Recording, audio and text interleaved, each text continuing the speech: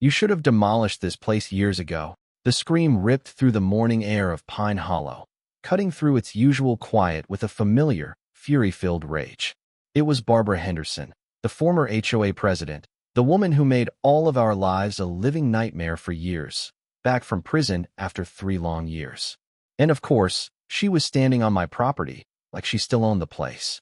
I could feel my heart pounding in my chest as I watched her march up, eyes full of the same entitled fury I remembered all too well.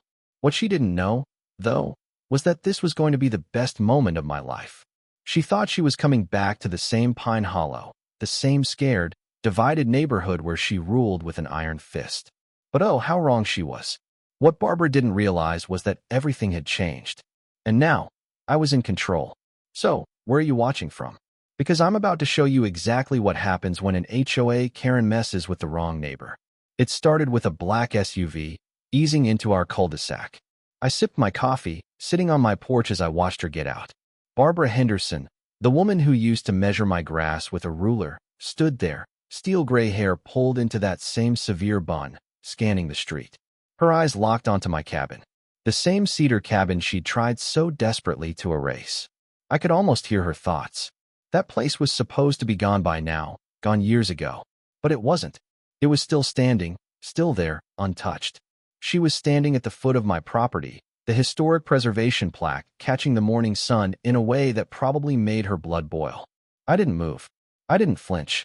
I just watched as she processed the sight in front of her. All the power she once held had no effect now. This was her personal defeat, and it was about to get much worse. She took a step forward. "Robert Mitchell," she shouted, her finger pointing straight at my cabin. This eyesore was supposed to be condemned. I filed the papers, scheduled the inspections. I did everything the right way. Barbara Henderson, still standing like she owned the world, violating her parole conditions, completely oblivious to the fact that she no longer had any real power, was ranting like a broken record. "You should have been evicted," she yelled, her voice climbing higher and higher. "This neighborhood needs order. It needs uniformity." But the thing was, her reign of terror was over. She was in violation of her release conditions, and Officer Williams was already on his way. In less than a minute, Officer Williams rolled in, taking a position across the street like a man who'd done this 100 times before. "Ma'am," he said calmly, "you need to step away from the property. You're in violation of your release conditions." Barbara's face twisted in confusion, then indignation. She opened her mouth to argue, but Officer Williams was quicker. Within seconds, she was pinned face-first into the nearest bush, her ankle monitor chiming as its signal updated to "in custody." She screamed and flailed, but the neighborhood stood there, watching in collective relief as the woman who once terrorized them got exactly what she deserved.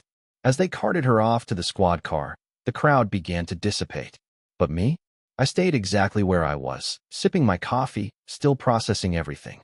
For 3 years, I had waited for this moment. The moment when Barbara Henderson's reign of terror came to an end. 3 years ago, Pine Hollow didn't feel like a neighborhood. It felt like a dictatorship. Barbara weaponized every little rule. She gave fines for mailbox colors, forced surprise inspections at dawn, and demanded neighbors remove garden gnomes. She made us all feel like we were living in a suburb of fear. And the one thing she could never touch was my cabin. The 19th century cedar structure, originally preserved under federal and state law, was her personal nightmare. The first time she came after me, she waved around violation notices like they meant anything. I showed her the historical preservation plaque and told her, "Your authority ends at my property line."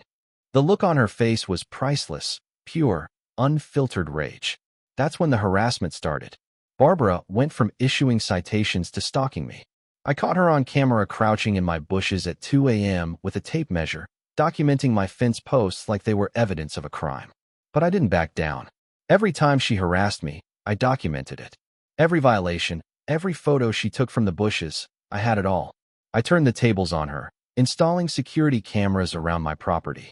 One day, I called out to her as she lurked near my mailbox. "Smile, Barbara, you're on candid camera." And with each violation, she dug herself deeper into a hole of her own making.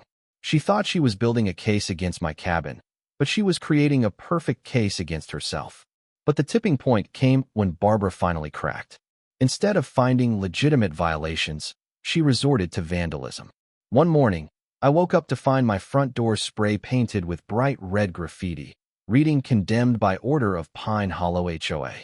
A fake citation was attached to it, claiming structural violations that would require immediate demolition. I called the police.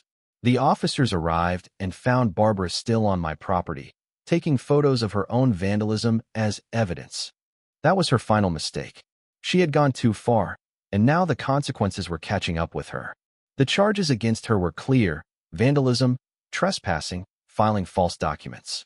The case was airtight. She was arrested, convicted, and sentenced to 3 years behind bars. The neighborhood exhaled, and for the first time in years, we could breathe easy. But when Barbara was released, she returned to Pine Hollow expecting things to be the same. She was delusional, convinced she could still control the neighborhood. She started calling emergency HOA board meetings, knocking on doors, trying to assert her authority where there was none. But Pine Hollow had moved on. I had spent the last few years buying up properties at rock-bottom prices. Property values had dropped after her imprisonment, and I took advantage of that. Slowly but surely, I became the majority owner of Pine Hollow. And Barbara had no idea. When she tried to conduct a mandatory HOA inspection on my property, she learned the hard way that she no longer had any power. Barbara's delusions only grew stronger. She started accusing me and my tenants of conspiracy, inspecting mailboxes, and demanding to see lease agreements as if she still had any say in what happened in this neighborhood. It wasn't long before she made the biggest mistake of all. She pushed into one of my tenants' homes, demanding to see documents and claiming the neighborhood was infiltrated by Mitchell Associates. That was the final straw.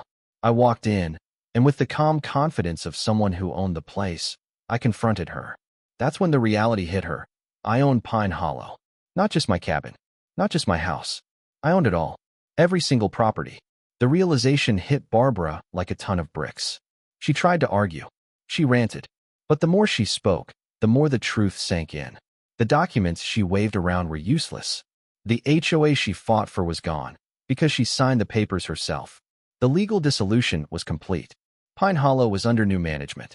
And that new management was me. Barbara didn't just lose her position, she lost everything. The power she clung to for years, the authority she wielded like a weapon, it was gone. And no amount of delusion could bring it back. Barbara Henderson had returned from prison expecting to reclaim her throne. But what she found was a neighborhood that had outgrown her tyranny, a community that had learned to live without fear. Pine Hollow wasn't the same place it used to be. It was free, peaceful, and, finally, healthy. And me? I sat on my porch, watching as Barbara was carted away again, knowing that this was the last time we'd ever have to deal with her. Pine Hollow was mine now. It always had been. It's funny, isn't it? The things people will do to hold on to power. But in the end, it's not about what you control, it's about what you leave behind. So what do you think? Should people like Barbara have the power to control entire communities? Or do we need more stories of people taking back what's theirs from tyrants? Drop your thoughts in the comments below. And if you want to see more of these crazy justice stories, don't forget to like and subscribe.